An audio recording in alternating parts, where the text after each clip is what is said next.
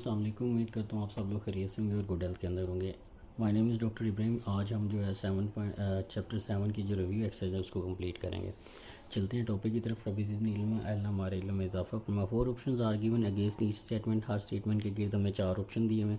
In circle the correct option. जो correct option है हमने उसको सर्कल करना है।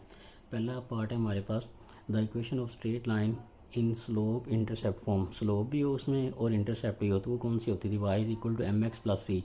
लेकिन यहाँ पे सी हमें जो है फर्स्ट पे दिया हुआ है। अगर आप एम एक्स को पहले लिख लें, सी को बाद लिख लें, तो ये पार्ट नंबर सी जो है इसका ये ऑप्शन हमारे पास बनेगा। The gradient of two parallel line. Gradient बोलते हैं स्लोप को। अगर दो लाइनें पैरेलल हों तो उनकी स्लोप आपस में क्या होती है? इक्वल होती है। तो ये पार्ट नंबर 2 का जो है ये ऑप्शन हमारे पास बन जाएगा, इक्वल आएगा। उसके बाद है if the product of gradient of line. अगर हम प्रोडक्ट लें, मल्टीप्लिकेशन लें ग्रेडियंट स्लोप्स का ऑफ टू लाइन, दो स्लोप्स हैं उनका हमने प्रोडक्ट लिया है दोनों स्लोप्स का, और उसका आंसर -1 आ रहा है, तो वो क्या होगा? दो स्लोप्स में अगर उनका प्रोडक्ट -1 के इक्वल आ जाए तो दोनों लाइन आपस में क्या होती है? परपेंडिकुलर होती हैं। बी ऑप्शन आएगा, परपेंडिकुलर। उसके बाद है डिस्टेंस बिटवीन द 2 पॉइंट्स। तो 2 पॉइंट्स हमें दिए हुए, इनका हमने डिस्टेंस मालूम करना है। 6 - 1 का स्क्वायर करेंगे प्लस 4 - 2 का स्क्वायर करेंगे तो 5 का स्क्वायर प्लस हमारे पास 2 का स्क्वायर बनेगा। ठीक है, तो वो हमारे पास 5 इसका आंसर जो है वो हमारे पास बन जाएगा। ठीक है, तो उसके बाद हमारे पास है the mid point of the line segment and points. And point दिए हुए किसी सेगमेंट के, इनका मिड पॉइंट मालूम करना है। तो मिड पॉइंट का फार्मूला क्या होता था? x1 + x2 divided by 2। ये x1 है, ये x2 है। -2 + 4 करेंगे, -2 + 6 करेंगे तो 4 आएगा। 2 पे डिवाइड करेंगे तो 2 से 2 कैंसिल हो जाएगा तो 2 आ जाएगा, पहली वैल्यू 2 आ जाएगी ये वाला। और उसके बाद जब y1 y2 करेंगे तो 4 - 2 करेंगे तो 2 रह जाएगा, नीचे वाला 2 उसको डिवाइड करवाएगा तो हमारे पास 1 रह जाएगा। तो इसका आंसर ये बनेगा x1 + x2 divided by 2, y1 + y2 divided by 2। Formula लगा के इसका आंसर निकाल सकते हैं। The line passing through the point. अब हमने एक लाइन मालूम करनी है जो इन पॉइंट में से गुजर रही हो, तो इनको सॉल्व कर लेते हैं।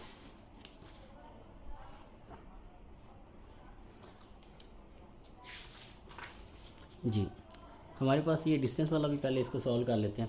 डिस्टेंस वाले में हमारे पास दिया हुआ है पॉइंट पी दिया, पार्ट नंबर 4 है हमारे पास। डिस्टेंस हमें दिया है पी दिया हुआ है 1,2, क्यू दिया हुआ है 4,6। तो डिस्टेंस को डी से ज़ाहिर करेंगे, ये करेंगे 4 - 1 का स्क्वायर। ठीक है, 4 - 1 का स्क्वायर, और यहाँ पे हमारे पास आ जाएगा 6 - 2 का स्क्वायर, x2 - x1 का स्क्वायर प्लस y2 - y1 का स्क्वायर।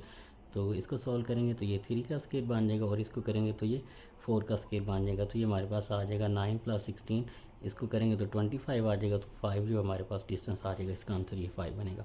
उसके बाद पार्ट नंबर 5 है the mid point of the line segment joining the end points. ये दो एंड पॉइंट दिए हुए, हमने मिड पॉइंट मालूम करना है। तो उसका फॉर्मूला हमारे पास क्या होता था? पार्ट नंबर 5 है। अब पॉइंट हमें दिया हुआ है -2,4 दिया हुआ है, और उसके साथ दिया हुआ है 6, -2 दिया। तो इसका हमने मिड पॉइंट मालूम करना। मिड पॉइंट का फार्मूला हम एम से ज़ाहिर करते थे, x1 + x2 divided by 2, y1 + y2 divided by 2। Plus के साथ माइनस मल्टीप्लाई होगा तो वो माइनस ही रहेगा। ठीक है, तो ये हमारे पास आ जाएगा 4/2, और ये हमारे पास आ जाएगा 2/2।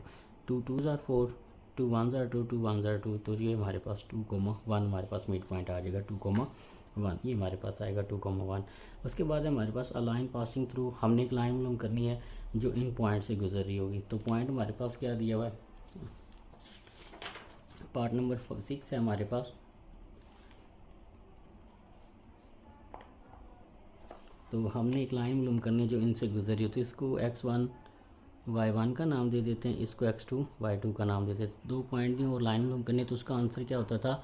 y - y1 is equal to y2 - y1, और नीचे क्या आएगा? x2 - x1, और यहाँ पे आ जाएगा x - x1। सॉरी, यहाँ पे y - y1 करेंगे तो यहाँ पे 2 आएगा, y - y1, और यहाँ पे x - x1 करेंगे तो ये -1 आएगा। और यहाँ पे हमारे पास क्या होता था? y2 - y1, और नीचे हमारे पास होता है x2 - x1। ये फार्मूला लगाया, y - y1 is equal to x - x1, और यहाँ पे आता है y2 - y1 over x2 - x1।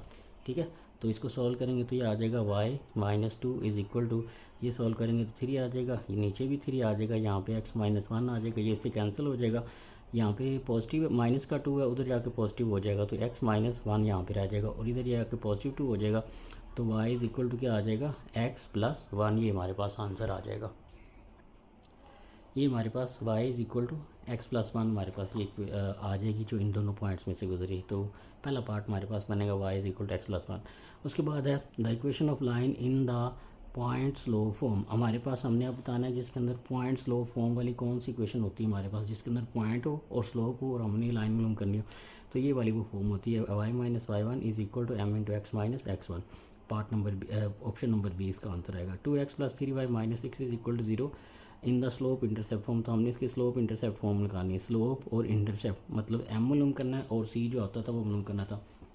ये हमारे पास दिया हुआ है 2x plus 3y minus six. तो हमें पता है स्लोप इंटरसेप्ट ने हमने y को सिर्फ इस साइड पे रहने देना है, 3y को इधर रहने दे, ये दोनों उधर जाके माइनस 2x प्लस का 6 हो जाएगा। अब हमने y को अकेला करना होता है स्लोप इंटरसेप्ट फॉर्म में। तो ये आ जाएगा माइनस 2/3 इंटू एक्स, 3 इधर आके डिवाइड हो जाएगा, इसके नीचे भी आ जाएगा और यहाँ पे 2 आ जाएगा। तो ये हमारे पास स्लोप इंटरसेप्ट फॉर्म बनेगी।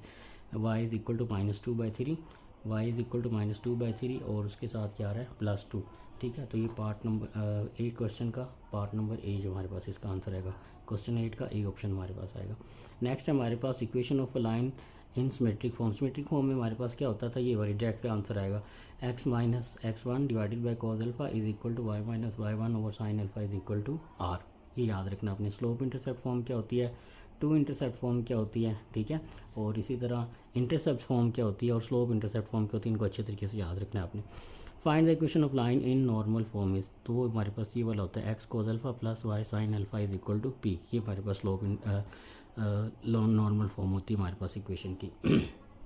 नेक्स्ट है हमारे पास question number 2, find the distance between the 2 points A दिया हमें 2,3 और 7,8 दिया ऑन द कोऑर्डिनेट प्लेन। तो हमने इनके दरमियान डिस्टेंस मालूम करना है। क्वेश्चन नंबर 2 है, हमने डिस्टेंस मालूम करना है।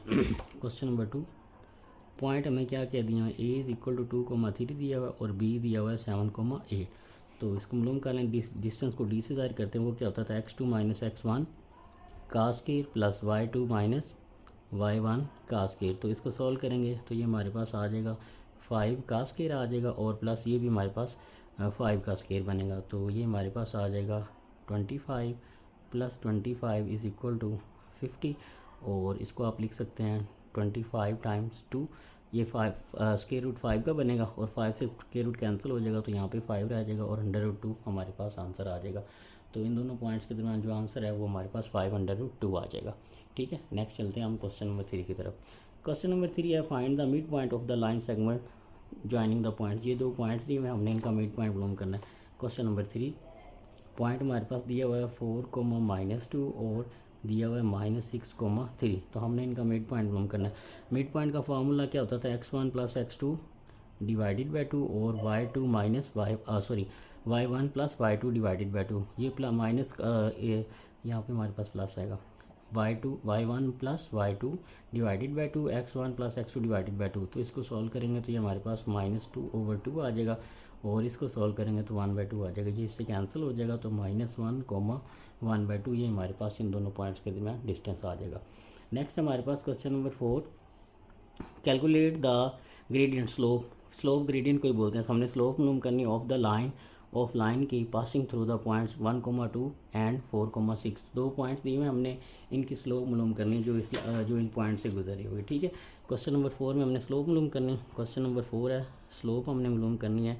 पॉइंट हमारे पास दिया हुआ है 1,2 और 4,6। एम से ज़ाहिर कर लेते हैं। स्लोप का फार्मूला क्या होता था, y2 minus y1 divided by x2 minus x1। तो ये आ जाएगा 4/3। ठीक है, तो ये हमारे पास स्लोप आ जाएगी। ठीक है, ये हमने इतना ही करना था। ठीक है, तो ये इसकी स्लोप आ गई। नेक्स्ट है question number 5, find the equation of line in the form of y is equal to mx plus c।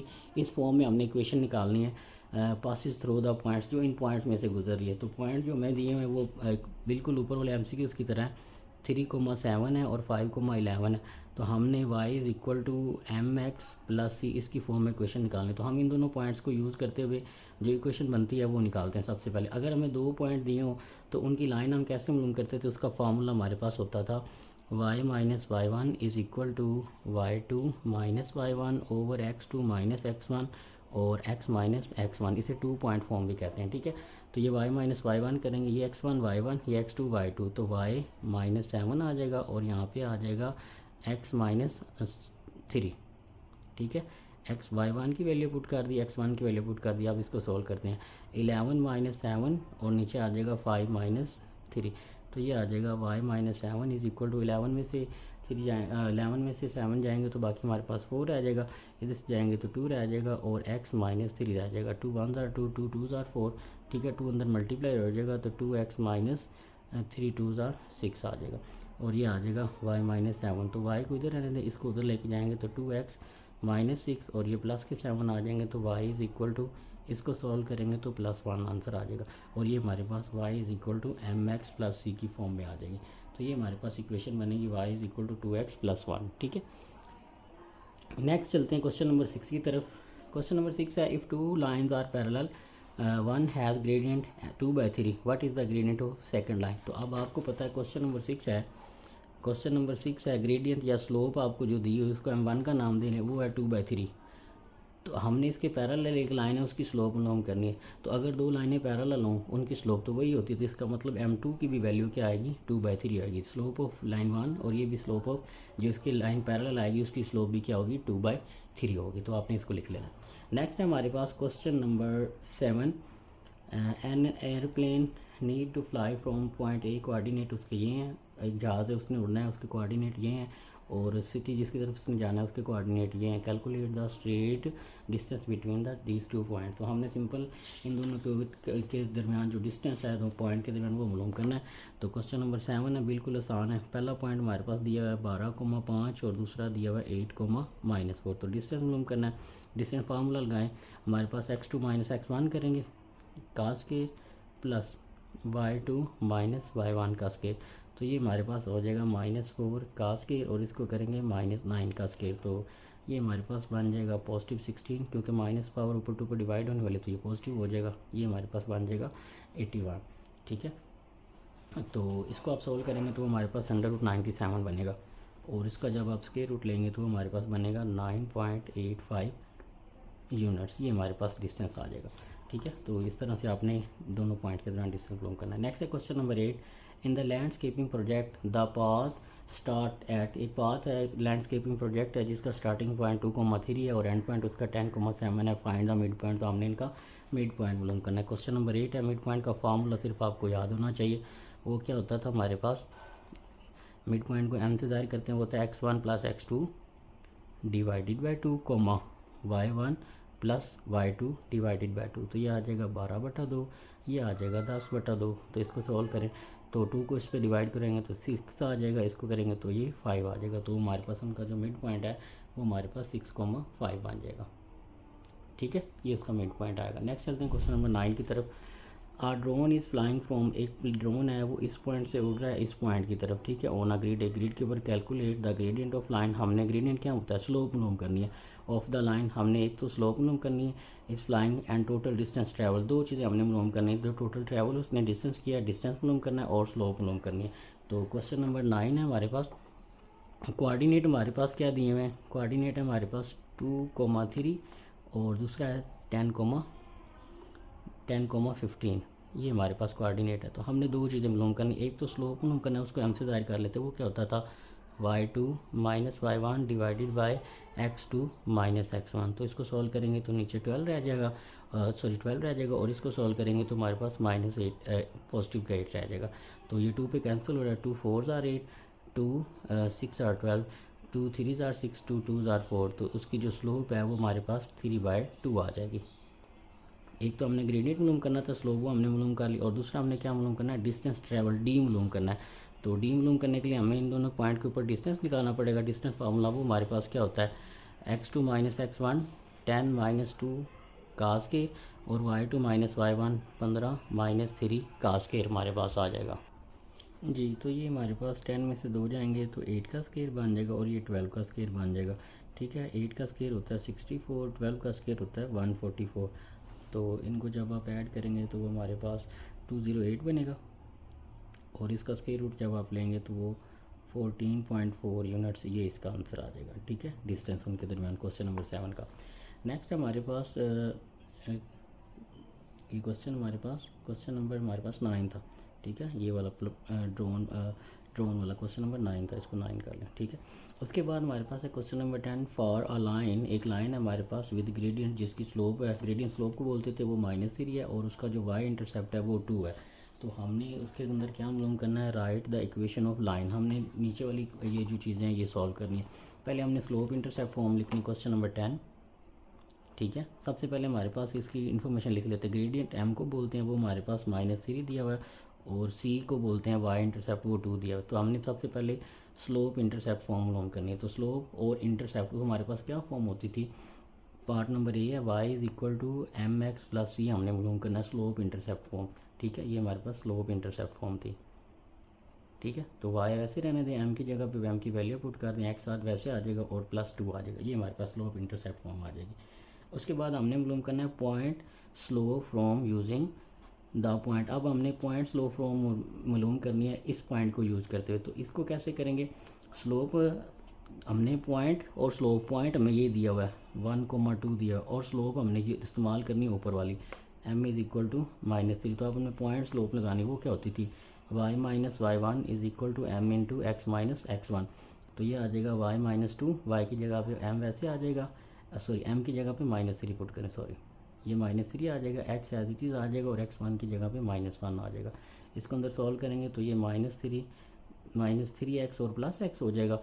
जब माइनस अंदर जाएगी तो y - 2 रह जाएगा, ये y इधर रहेगा, -2 इधर जाके पॉजिटिव हो जाएगा, तो -3x + 5, ये हमारे पास इसकी जो है पॉइंट स्लो फॉर्म आ जाएगी, ठीक है। y = इस तरह भी आप इसको कर सकते हैं, या यहाँ तक भी इसको आप कर सकते हैं, y - 2 और ये वाले दोनों आंसर ठीक है, यहाँ तक कर लें फिर भी ठीक है, यहाँ तक कर लें ये भी ठीक है, यहाँ तक कर लें ये भी ठीक है। लेकिन उन्होंने कहा कि आप उसको पॉइंट स्लो फॉर्म में लिखना है, तो ये हमारे पास यहाँ तक इसको करना बेहतर रहेगा, ठीक है। तो यहाँ तक आप इसको कर लें, ठीक है। पार्ट नंबर सी की तरफ चलते हैं। पार्ट नंबर सी में है 2 पॉइंट फॉर्म यूजिंग, ये फार्मूला हमने लगाते हुए 2 पॉइंट फॉर्म बनानी है। तो पार्ट नंबर सी में हमें 2 पॉइंट दिए हुए हैं, 1,2 दिया हुआ है, 4,-7 दिया। तो 2 पॉइंट फॉर्म कौन सी होती थी, y - y1 = y2 - y1 over x2 - x1 into x - x1।